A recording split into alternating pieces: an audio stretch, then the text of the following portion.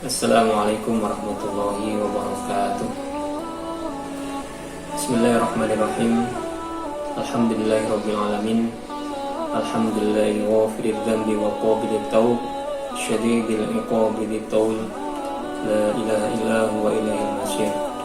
Asyhadu an la ilaha illallah wa asyhadu anna Muhammadar Rasulullah sallallahu alaihi wasallam wa ala alihi wa ashabihi. Amma ba'du.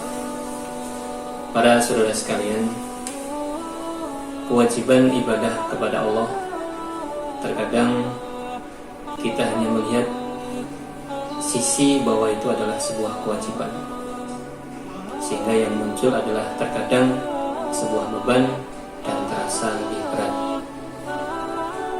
Dalam kesempatan kali ini kami akan mengajak melihat sisi yang lain dari kita beribadah kepada Allah. Dalam sebuah riwayat Al-Hakim fil Mustadrak, Rasulullah SAW bercerita, suatu ketika beliau didatangi oleh malaikat Jibril. Kemudian malaikat Jibril menyampaikan bahwa ada seorang hamba dari hamba-hamba Allah yang sedang beribadah di sebuah pulau terpencil yang ukurannya tidak besar, yaitu 30 dhira lebarnya, kemudian ketinggiannya 30 dhira. Dia beribadah di sana selama 500 tahun. Di sana Allah memberikan air tawar yang mengalir, yang di sekitarnya itu adalah air laut, air yang asin. Kemudian Allah juga menumbuhkan buah delima di bawah, di kondisi bawah bukit itu, yang bisa dia makan, dan setiap malam berbuah yang bisa dia konsumsi untuk makan ketika malam maupun pagi. Dalam hari-harinya dia beribadah, selalu waktu-waktunya dipakai untuk ibadah. Ketika lapar dia makan buah delima itu, ketika haus dia minum air tawar itu. Dalam ibadahnya dia memohon kepada Allah bahwa nanti ketika akan dicabut nyawanya oleh Allah, dia minta supaya dalam keadaan sujud kepada Allah, dan juga jasadnya tidak dimakan oleh bumi. Dalam kenyataannya Allah mengabulkan. Allah mencabut nyawanya hamba itu dalam keadaan sedang bersujud ibadah, dan jasadnya tidak dimakan bumi. Dan malaikat Jibril berkata, ketika aku naik dan turun dari langit Muhammad untuk menemui engkau, saya masih melihat jasadnya sekarang masih sujud, masih ada. Dan saya melihat, kata malaikat Jibril, dalam buku catatan amal di hari kiamat nanti, Allah berfirman ketika di hari kiamat kepada si hamba ini, wahai malaikat, masukkan hambaku ini ke dalam surga sebab rahmatku. Adkhilu abdil jannata bi rahmati, kata Allah. Kemudian si hamba ini mengatakan atau menyampaikan, ya Rabbi bal bi amali, ya Allah, saya ingin masuk surga itu dengan amalanku, amal yang telah aku kerjakan selama ini. Saya sudah ibadah 500 tahun full tanpa ada maksiat, karena hidup di pulau terpencil tidak ada pengaruh. Saya ingin masuk surga sebab amalanku, ya Allah. Allah berfirman lagi, adkhilu abdil jannata bi rahmati, hai malaikat, masukkan hambaku ini ke dalam surga sebab rahmatku. Si hamba ini menjawab, mengatakan lagi, bal bi amali, ya Allah, saya ingin masuk surga dengan amalanku. Allah berfirman dengan yang sama sampai sebanyak 3 kali kejadian itu.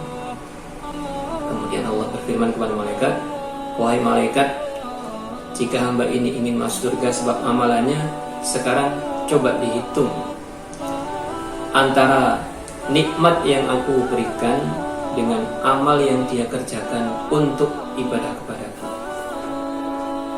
Akhirnya dihitunglah oleh malaikat antara pemberian Allah kepada dia dengan persembahan dia berupa ibadah kepada Allah. Ternyata baru nikmat satu buah mata itu amalan 500 tahun ibadah yang tanpa maksiat 500 tahun itu sudah habis untuk membayar nikmat satu mata.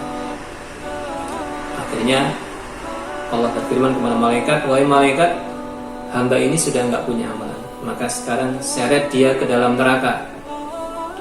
Akhirnya malaikat menyeret dia ke neraka dan dia berteriak-teriak, ya Allah, jika begitu saya ingin masuk surga sebab rahmat-Mu. Kemudian Allah memanggil hamba itu, kemudian menyampaikan, wahai hambaku, kamu dulu asalnya tidak ada, terus tak ciptakan menjadi ada. Yang menciptakan kamu siapa? Yang asalnya nggak ada menjadi ada. Siapa menjawab? Engkau ya Allah. Kemudian Allah berfirman lagi, kamu bisa ibadah 500 tahun, aku beri kekuatan bisa kuat ibadah selama itu. Itu siapa yang beri kekuatan? Engkau ya Allah, katanya.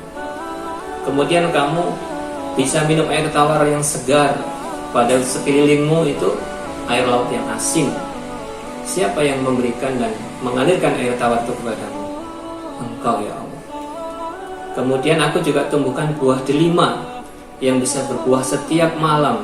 Yang umumnya delima itu adalah buah yang hanya sekali berbuah dalam setahun, tapi itu tiap malam bisa berbuah untuk kamu makan. Siapa yang membuahkan atau yang memberikan buah delima itu? Engkau ya Allah. Jadi Allah menunjukkan nikmat-nikmat yang diberikan, belum yang lain-lain, ya kan? Akhirnya Allah berfirman kepada si hamba ini, wahai hambaku, semua yang kamu miliki, semua yang kamu dapatkan itu adalah karena dariku. Ibadah yang kamu kerjakan itu adalah bagian dari rahmatku. Maka sekarang kamu masuklah ke dalam surga sebab rahmatku. Kamu ibadah karena rahmatku, dan kamu sekarang masuk surga ya karena rahmat dariku. Akhirnya si hamba itu dimasukkan ke dalam surga ya dengan rahmat dari Allah. Para saudara sekalian, itulah hakikinya kita ibadah kepada Allah. Jadi kalau kita melihat antara pemberian Allah dengan persembahan kita berupa ibadah kepada Allah itu masih sangat jauh. Nikmat Allah yang diberikan kepada kita itu sangat banyak dan tidak pernah putus. Sedangkan ibadah kita kepada Allah ya hanya beberapa saat saja. Maka mari kita ubah sudut pandang kita dalam beribadah ini adalah kita beribadah dalam rangka mensyukuri nikmat yang Allah telah berikan, bukan hanya melihat itu sisi sebuah kewajiban saja. Ketika kita bisa mewujudkan ibadah itu bentuk rasa syukur kita kepada Allah, ibadah sebagai wujud kita bersyukur atas nikmat Allah, maka yang timbul adalah kondisi yang lebih ringan dan bahkan bisa meningkat, lebih sungguh-sungguh dan semangat dalam beribadah.